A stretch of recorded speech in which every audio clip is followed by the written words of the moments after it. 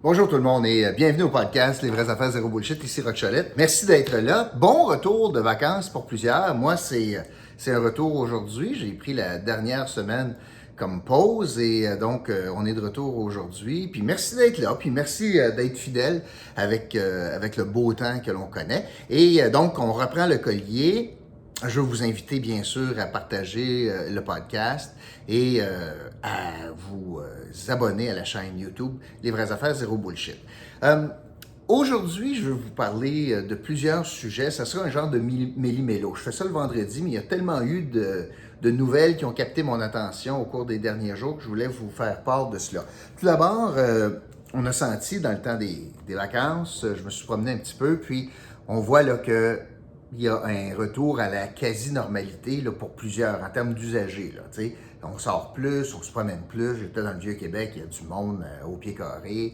Les gens sont sur une terrasse, ils enlèvent leur masque, etc., etc. Donc, ça revient de plus en plus à la normalité, d'où l'importance de la question vaccinale. Et avec l'auto-vaccin, je ne pense pas qu'il va faire grand-chose de différence parce que, bien sûr, les gens, comme moi, je me suis inscrit, mais je ne me suis pas fait vacciner parce qu'il y avait une loterie. Puis les gens qui hésitent à se faire vacciner ne le feront pas à cause de la loterie. Fait que je pense que c'est un coup d'épée dans l'eau, mais ça prouve, puis c'est vrai un peu partout, combien la vaccination est importante pour éviter quoi? Pas pour éviter de le prendre, le virus, d'attraper le virus, mais pour éviter les complications sévères, comme par exemple les hospitalisations puis les décès. J'écoutais les derniers chiffres, 6 nouveaux cas.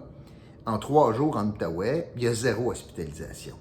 Je pense que dans un avenir très rapproché, vous allez voir que l'étalon de mesure qu'on va utiliser en matière de COVID, ça ne sera plus les cas, mais ça va être les hospitalisations puis la gravité là, de la maladie chez certains. Et ça vient directement chez les gens qui n'ont pas été vaccinés. Parce que ce qu'on va vivre avec la COVID dans les prochaines années, comme on vit avec toutes sortes d'autres maladies contagieuses qu'on a vécues au cours des dernières années, je pense que la réponse est oui. L'important va être d'avoir une bonne protection pour éviter de contaminer, premièrement, pour éviter d'être malade, très, très malade, puis d'éviter de contaminer d'autres personnes qui, eux autres, auraient décidé de ne pas se faire vacciner. Donc, je pense que ça s'en vient bien. D'ailleurs, un pas dans cette bonne direction, c'est qu'on a des assouplissements à partir d'aujourd'hui en termes d'heures pour consommer de l'alcool, les tenanciers, etc., peuvent ouvrir plus tard, 15 000 personnes d'un stade, bon, etc. L'enjeu qu'on a présentement, j'écoutais plein de gens du secteur hôtelier, la restauration dans le secteur ici à Gatineau, ils disent ça ne change pas grand-chose pour nous autres, on n'a pas la main-d'œuvre pour rester ouvert de toute façon à cause de la pénurie de main-d'œuvre. Et ça m'amène aux mesures fédérales où on a agi rapidement, on a décidé de couvrir plus large que moins, peu importe les effets pervers de cette couverture. Et là, en pleine campagne électorale, le fédéral, en pré-campagne, on va le dire comme ça, en pré-campagne, décide de poursuivre là, le PCU qui a changé de nom, mais ça fait en sorte qu'on manque pas mal de monde pour travailler dans toutes sortes de commerces. Je pense par exemple, même dans le commerce de détail, je pense à Bonhomme, à Maniwaki, qui ferme faute de personnes. Écoute, il n'y a pas un plein d'emploi à Maniwaki, puis on n'est pas capable de trouver des employés. Donc, il y a un effet pervers au niveau des programmes de subvention, ce qui n'est pas jojo, puis ce qui fait en sorte que la reprise va être un petit peu plus lente que prévu, parce qu'on a les capacités de consommation, mais on n'a pas l'offre qui va aller en parallèle à cela, faute de main-d'œuvre.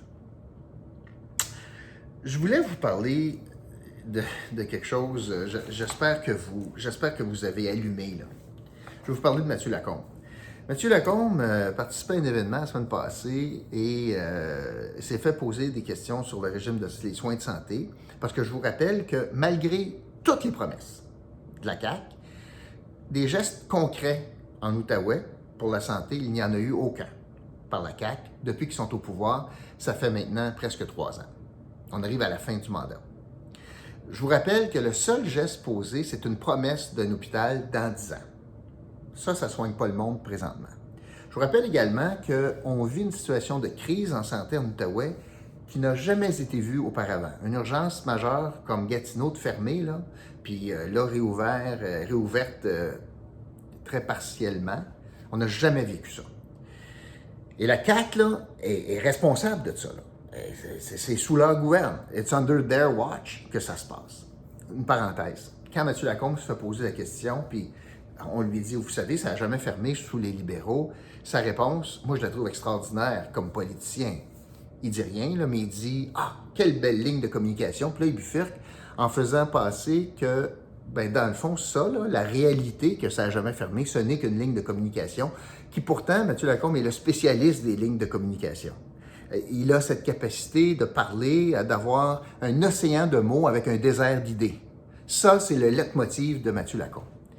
Mais quand on lui pose la question, vous avez promis des primes, vous ne les avez pas livrées encore, 3 ans plus tard. Et là, il dit 2 choses. Quelque chose de son contraire. On est habitué à ça. Alors, il dit une première chose, je vais le faire dans mon mandat.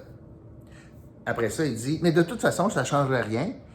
Et là, il arrive à mon argument en disant, parce que vous savez, la pénurie de main-d'œuvre, premièrement, c'est pas propre à l'Outaouais. C'est une situation, mais une pénurie de main-d'œuvre en santé, c'est une situation pan-québécoise. C'est pas propre à l'Outaouais. OK. Fait que c'est pas parce que la région, donc, est négligée, contrairement à ce qu'il a dit en campagne, contrairement à ce qu'il dit depuis 3 ans. Poursuivons.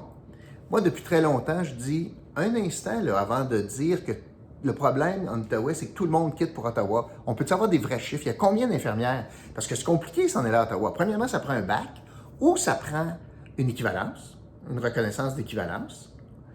Deuxièmement, ça veut dire que c'est des gens d'expérience qui risquent de quitter s'ils n'ont pas de bac. Après ça, il y a la question de la langue, parce que c'est pas vrai que tu peux travailler juste en français. Puis troisièmement, il y a la question aussi des horaires de travail. Ça fait longtemps que je parle de ça, que c'est pas du tout dans les mêmes sphères, les horaires de travail.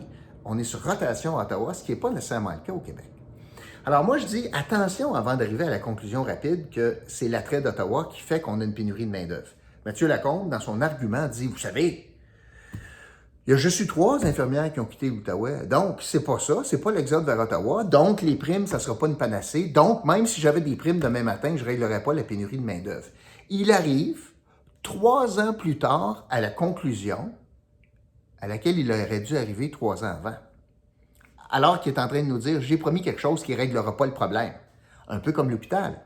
J'ai promis quelque chose qui ne changera rien à la pénurie de main-d'œuvre. C'est exactement, on est dans le même film. La CAQ promet une solution sans connaître le problème. Puis la solution ne réglera pas le problème.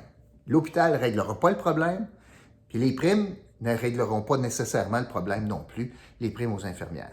Alors, c'était assez éloquent de voir l'incapacité du ministre régional d'arriver avec une solution pour l'Outaouais en reconnaissant que le problème en Outaouais n'est pas propre à l'Outaouais, mais une situation qui perdure partout au Québec, en lien donc avec les effets collatéraux de la COVID, où on a un personnel épuisé, puis le ministre a décidé de dire prenez des vacances cet été, puis on vivra avec des urgences fermées, avec une diminution des services, des salles d'opération fermées. Je vous en faisais la nomenclature il y a une semaine.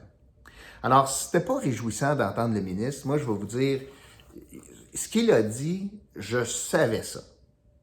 Je savais que c'était pas une situation propre à l'Outaouais, je savais que les primes n'étaient pas la panacée non plus, mais c'est quand même lui qui s'est époumoné à expliquer ça en campagne électorale, puis s'est fait élire là-dessus. Puis le bilan de Mathieu Lacombe, c'est depuis 3 ans, il a fait 0 geste concret, 0 pour la santé en Outaouais.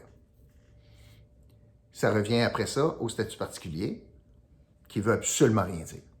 Parce qu'il n'y a eu aucun geste de posé de façon particulière en lien avec la situation frontalière de l'Outaouais. 0. Pas un geste. Ça, c'est le bilan de Mathieu Lacombe. Et en terminant, je veux vous parler de quelque chose qui me tombe ses nerfs depuis très longtemps. Puis ça me donne l'occasion de le faire parce que le point de presse où Mathieu Lacombe a été questionné, c'est un point de presse où il y a une tournée là, provinciale pour encourager les gens à porter des casques de sécurité quand tu fais du skateboard, quand tu fais du vélo, quand tu fais des sports comme ça. On sait qu'on propose ça, puis d'ailleurs, il n'est jamais imposé. Hein? Le casque n'est pas imposé en vélo, il n'est pas imposé en ski, bon. Mais, quelle hypocrisie. Quelle hypocrisie. Moi, je crois d'un casque, là. J'ai pas de problème avec ça, là. Mais Mathieu Lacombe devrait être conséquent puis dire s'il croit vraiment que c'est une bonne solution, il faudrait qu'il réponde à la question pourquoi il ne l'impose pas. Comme on impose des casques à moto. Pourquoi ils ne l'imposent pas? À vélo, vous allez mettre un casque, parce que le gouvernement pourrait faire ça. Puis l'autre question, c'est ça qui me tombe ses nerfs pas mal, j'étais encore à l'Arena il y a 2 semaines. Et je visite une des glaces, il y a peut-être, je sais pas moi, 15 filles sur la glace, pas beaucoup de garçons, patinage artistique, personne ne porte des casques. C'est dangereux à mort.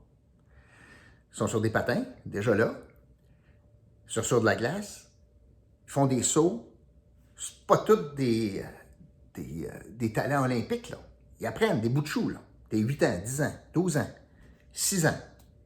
On n'impose pas de casque à des filles qui sont sur une glace en train d'apprendre à faire du patinage artistique. Beau sport, mais je comprends pas comment on n'impose pas ça. Comment on impose au hockey, bien sûr, puis c'est pas juste pour le hockey, quand il n'y a pas de contact, là, c'est pas juste pour protéger contre la rondelle, là, c'est pour protéger s'ils tombent, les petits garçons ou les petites filles. S'ils tombent, on veut pas qu'ils se pètent la tête sur la glace. Mais pourquoi c'est la différence? C'est quoi la différence avec le patin artistique? Au baseball, on met un casque pour frapper, pour courir. J'ai l'impression que tu as bien moins de chances de te faire frapper sur la tête par une balle en courant au baseball que de tomber sur la tête en patinage artistique.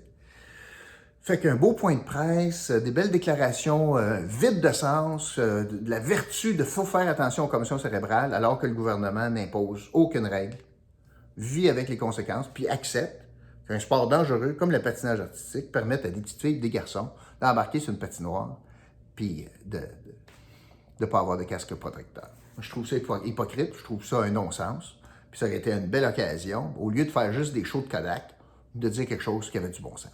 Mais ça n'a pas été le cas. En terminant, je vais vous parler de notre commanditaire de la semaine. Ça sera 3R Québec. 3R Québec, c'est un centre de récupération. Vous savez, c'est à Gatineau. On n'a plus de boîte de dons, vous le savez. Bien, si vous avez des vêtements, par exemple, que vous voulez donner, mais c'est pour une bonne cause, on va les nettoyer, on va les revendre à des prix très raisonnables. C'est même trop faible comme mot. Puis ça va aider des gens dans le besoin. 3R Québec, ça serait votre destination. Ils vont accepter vos dons avec grand plaisir, que ce soit donc du linge, que ce soit des jouets que vous n'utilisez plus, que les enfants ne l'utilisent plus, peu importe. Alors voilà, c'est ce que je voulais vous raconter aujourd'hui. Merci d'avoir été là, puis je vous retrouve demain pour un autre podcast, Les vraies affaires zéro bullshit. OK, salut tout le monde.